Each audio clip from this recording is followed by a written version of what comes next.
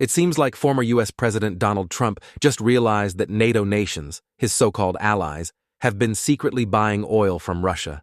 Wait, what? The same NATO that's supposedly fighting Russia's invasion of Ukraine? You can't make this stuff up, folks. Trump has been on a tear lately, calling out NATO and European nations for what he's calling a double game. On one hand, they say they want to stop the war in Ukraine, but on the other hand, they're still buying Russian oil and liquefied natural gas. This is the same Russia that's been fueling the conflict. But NATO? They're playing both sides of the fence, pretending to support Ukraine while lining Russia's pockets. Now, here's where it gets interesting. Trump is ready to take action. He's not just blaming countries like India and China for their energy deals with Russia. Nope.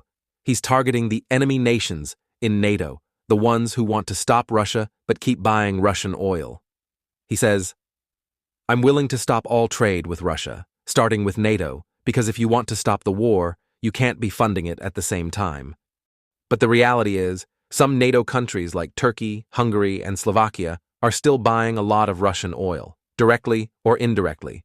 And while NATO might publicly criticize Russia, these countries continue to fuel Moscow's economy. If Trump gets his way, these deals might be in jeopardy, as he's calling for a full ban on Russian energy imports. But here's the big question. Will NATO nations actually stop buying Russian oil?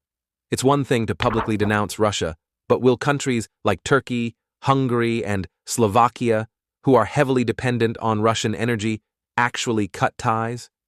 The real test is whether NATO can stand united or if they'll continue playing double standards. Turkey, for example, has been one of the largest buyers of Russian oil since 2023, and Hungary? Well, they've been pretty cozy with Moscow too. Slovakia isn't far behind. Will they actually listen to Trump and risk their own energy security? Or will they keep dealing with Russia behind closed doors? Trump believes that ending the war starts by cutting off the cash flow to Russia. And while European nations might hesitate to follow through, Trump has proposed something big, massive tariffs on China to break the grip China has over Russia. By imposing 50 to 100% tariffs on Chinese goods, he hopes to shake up global trade, disrupt Russia's energy ties with China, and push for a faster resolution to the war. But let's face it, will these tariffs break China's hold on Russia, or will they just lead to more trade wars? Only time will tell. But Trump is betting on this as the key to ending the war, not just in Ukraine, but also in global trade dynamics. So what's next? Will NATO nations comply with Trump's demand to stop buying Russian oil? Or will the war in Ukraine continue to drag on as NATO plays a double game? Let us know in the comments below, and don't forget to subscribe.